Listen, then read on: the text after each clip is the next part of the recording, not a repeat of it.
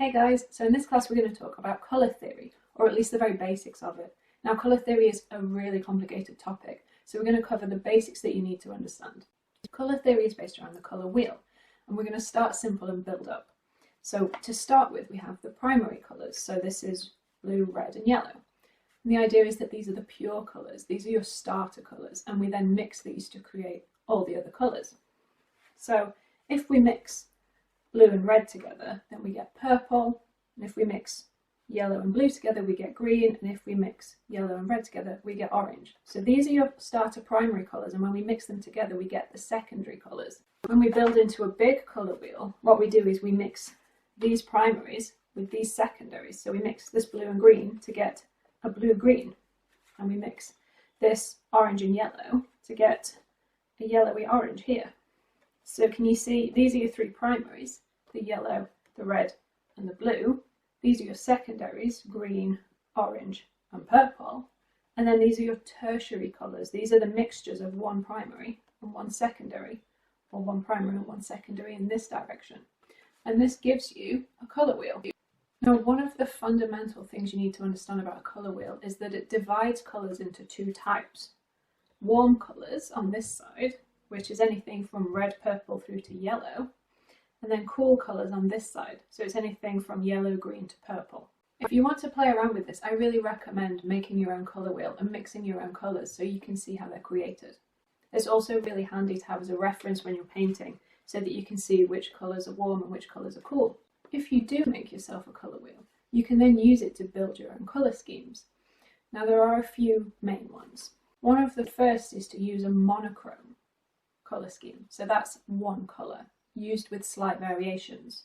You can see in this wreath here that it's all done in a sort of green colour, and there are variations with more blue or more yellow, but essentially this is a monochrome colour scheme where you use variations of a single colour.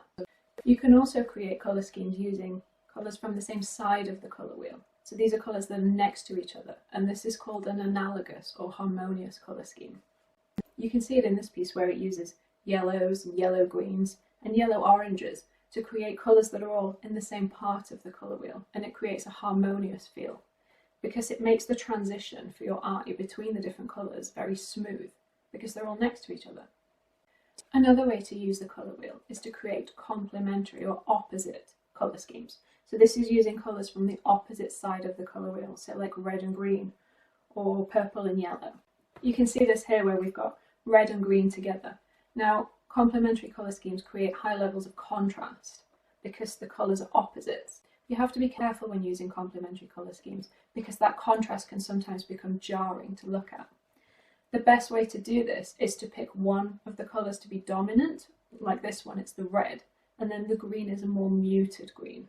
If the two colours had the same amount of dominance, the piece would look brash and jarring. So that's some of the foundations of colour theory. There are loads of resources online if you want to learn more. The best way to learn more about colours is just to start painting and play with them, and that's exactly what we're going to do.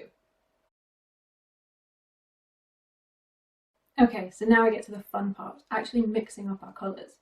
The truth is, you don't need to buy lots of individual paint colours. With just a few colours, you can mix an enormous range of different shades and hues and colour variations. So let's have a play around. Now for this exercise, we're going to use two colours that are close to each other on the colour wheel. So I'm going to use pink and yellow.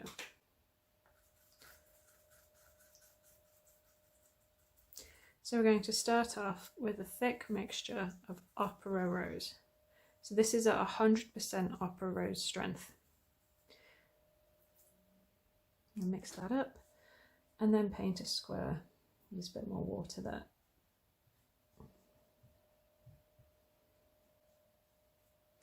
And then what we're going to do is add a very small amount of lemon yellow. So the colour is still mostly opera rose with a bit of lemon yellow. And you can see this makes more of a peachy pink. I'm going to rinse the brush off, pick up some more lemon yellow and mix that in until we start to get a halfway tone. Maybe a bit more yellow there.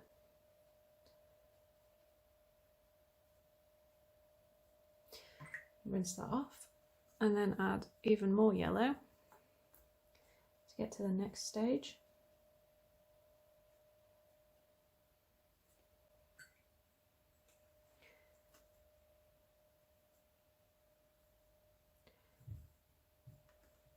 And a bit more, until we're getting to something that's mostly yellow and very little pink.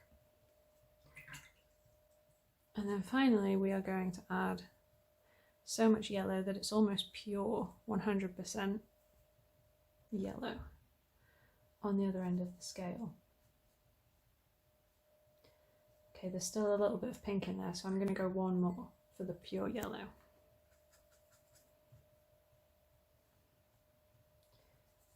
There you go. And what this shows is the enormous range of colours that you can mix using just 2 colours to start with. You don't need to buy hundreds of different paint colours and tubes, and you can mix an enormous amount of colours in the middle. You can also expand on this by then varying the value into a value scale.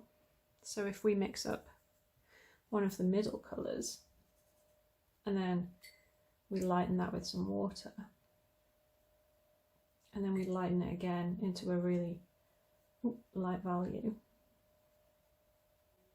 you can see the enormous amount of colours that we can get from just 2 to start with. And the combinations are endless, especially when you add in a 3rd colour into the mix. But the best way to play with colour mixing like this is to pick 2 colours and just mix them together and see where it goes, and you'll probably find colours that you absolutely love and can't wait to use again. Another really good colour mixing tip is to mute colours if you find them really bold. So if we use this Hooker's green, for example, you'll see that it's very vibrant.